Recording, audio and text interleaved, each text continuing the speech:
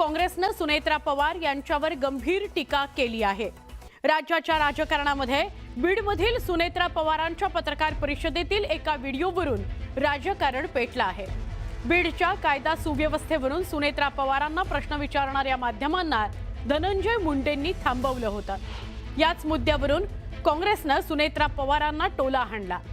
महाराष्ट्र काँग्रेसनं संबंधित पत्रकार परिषदेतला व्हिडिओ पोस्ट करत सुनेत्रा पवारांचा उल्लेख थेट गुंगी गुडिया असा केला आहे। यामुळे नव्या वादाला तोंड फुटण्याची चिन्ह आहे। सुनेत्रा पवार अजून किती दिवस गुंगी गुडिया बनून राहतील असं ट्विट काँग्रेसनं केलंय। काँग्रेसच्या या ट्विट नंतर आता राष्ट्रवादी काँग्रेसनंही सडकून टीका केली आहे।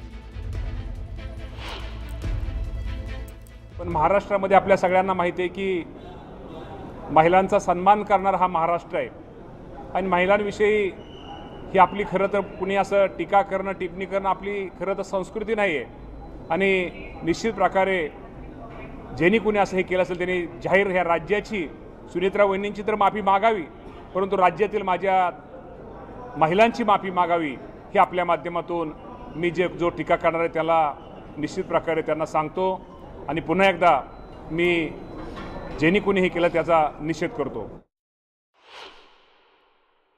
सुनेत्राबाई पवार यांच्यावर अजितदादांच्या अकाली निधनामुळे अचानक पक्षाच्या नेतृत्वाची आणि त्याचबरोबर राज्य सरकारमध्ये उपमुख्यमंत्री पदाची जबाबदारी आलेली आहे।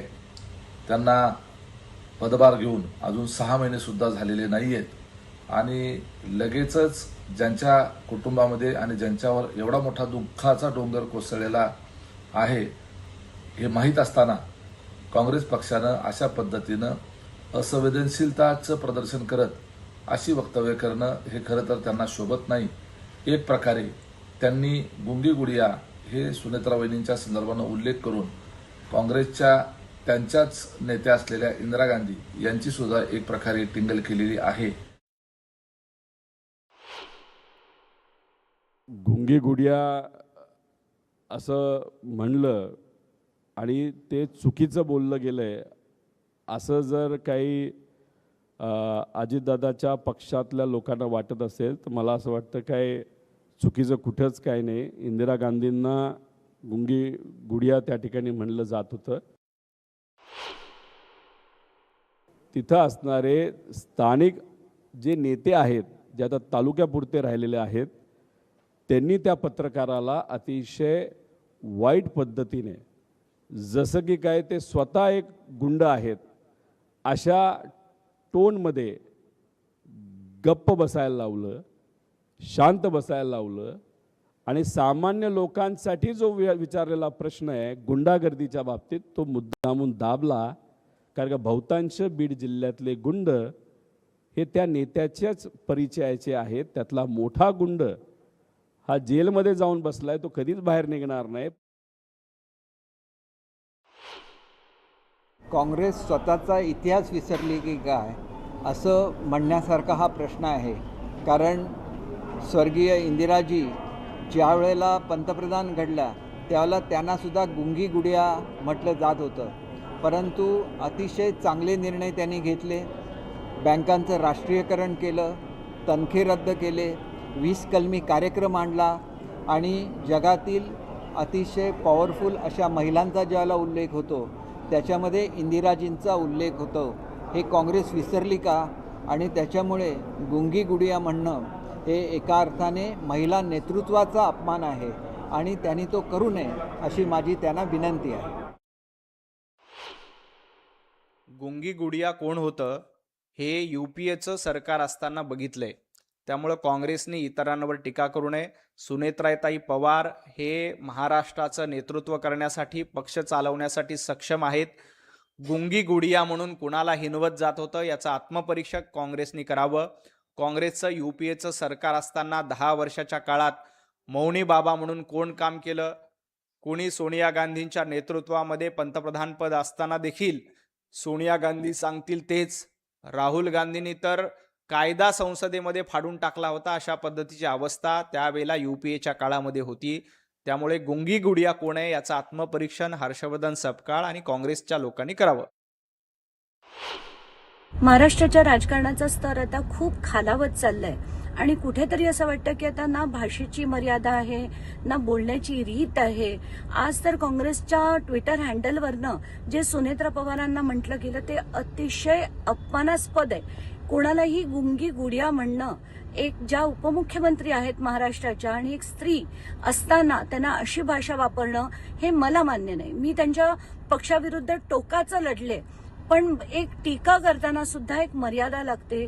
तुम्हाला त्यांना काही बोलत नाही त्याची टीका करायची तुम्ही करा, पण गुंगी गुडिया म्हणणं हे बिलकुल शोभत नाही काँग्रेससारख्या पक्षाला. बाळूमामा मंदिरात धर्मादाय सहायुक्त निवेदिता पवार यांनी केलेला आणखी एक कारनामा आता पुढे आलाय. बाळूमामा मंदिर ट्रस्टचा सीईओ नेमताना तो केवळ एका साध्या अर्जावर नेमला गेला असं उघड झालंय. संचित कदम याला ही ऑर्डर साध्या पेननं लिहून दिली गेली, एका साध्या कागदावर दिली गेली अशी धक्कादायक माहिती समोर आली आहे. आणि याच एका साध्या कागदाच्या ऑर्डरचा आधार घेत संजित कदम अद्यापही सीईओ म्हणून कार्यरत आहे. त्याच्याकडे ना शैक्षणिक पात्रता आहे ना अनुभव आहे. मात्र असं असताना सुद्धा त्याची नेमणूक का केली असा प्रश्न विचारला जातोय. नेमणुकीत कोणता अर्थ दडला होता का याबाबतही सवाल उपस्थित होत आहेत.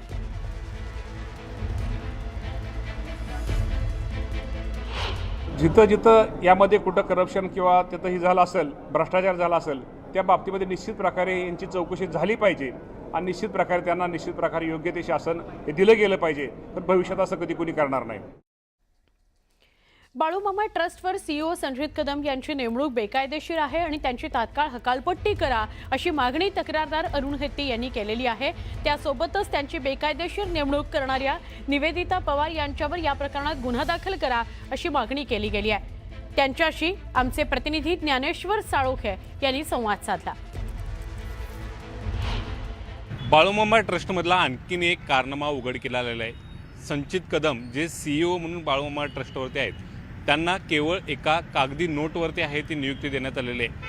तत्कालीन धर्मादाय सहाय्यक निवेदिता पवार यांनी हे कृत्य केल्याचा आरोप होतोय आणि त्यामुळे एकूणच या संचित कदमवरती सुद्धा आता कारवाई करण्याची मागणी होताना जोर धरू लागल्याचं आपल्याला दिसून येते. आपल्यासोबत तक्रारदार अरुण हत्ते आहेत, त्यांच्याकडून हे प्रकरण जाणून घ्या. खरं तर हा एक कारनामा सुद्धा आता पुढे येताना दिसतोय. संजित कदमची जी अपॉइंटमेंट केलेली आहे निवेदिता पवार मॅडमनं, एका कागदाच्या अर्जावरती त्याच्या पाठीमागे एक पान स्वतःचं नोटिंग लिहून त्यांनी कंपल्सरी ह्या माणसाला ताबडतोब हजर करून घ्या अशी ऑर्डर काढणं हेच मुळात बेकायदेशीर आहे. त्यामुळे ह्या ऑर्डरच्या अगेन्स्ट निवेदिता पवार यांच्यावरती गुन्हा नोंद झाला पाहिजे. दुसरी गोष्ट म्हणजे संजित कदमना तात्काळ तिथून निलंबित करून त्यांची केली गेली पाहिजे. त्यांची पूर्वीची मालमत्ता काय होती, आजची मालमत्ता काय आहे याची सखोल चौकशी केली गेली पाहिजे. खरं तर ही नियुक्ती देतानाची प्रोसिजर काय असते आणि ही प्रोसिजर इथं फॉलो केली गेली का? एवढ्या मोठ्या ट्रस्टचा चीफ एक्झिक्युटिव्ह ऑफिसर नेमण्याचा असेल तर त्यांनी पेपरला जाहिरात दिली पाहिजे. पेपरमध्ये जाहिरातीच्यानुसार जी कोणी पात्र लोक येतील त्यांचे इंटरव्ह्यू घेतले पाहिजेत आणि तज्ज्ञ समितीकडून त्यांची नियुक्ती केली गेली पाहिजे आणि त्याची परमिशन चॅरिटी कमिशनरकडून घेतली गेली पाहिजे. पण आता चॅरिटी कमिशनरच अशा पद्धतीचं कृत्य केलं, ह्याच्या पाठीमागे काय धोरण असू शकतं? हे बेकायदेशीरच आहे. हे त्यांनी कुणाच्या तरी सांगण्यावरून किंवा स्वतःच्या बुद्धीने केलं असेल, पण जे केलेलं आहे हे बेकायदेशीर आहे आणि ह्याच्याबद्दल त्यांना योग्य ती शिक्षा झालीच पाहिजे. पण याच एका नोटिंगवरती आहे ते संचित कदम जर इथं कार्यरत असेल आणि इतका मोठा घोटाळा जर आता उघडकीला आला असेल तर मग या प्रकरणी जबाबदार नेमकं कोण? दुर्दैवाची गोष्ट ही आहे की आज सुद्धा या संजित कदमच्या हातातच या सगळ्या संस्थेची कागदपत्रं आहेत. ह्या कागदपत्रांची विल्हेवाट तो कशीही लावू शकतो. पूर्ण चोराच्या हातातच तिजोरीच्या किल्ल्या दिल्यासारखा हा प्रकार आहे.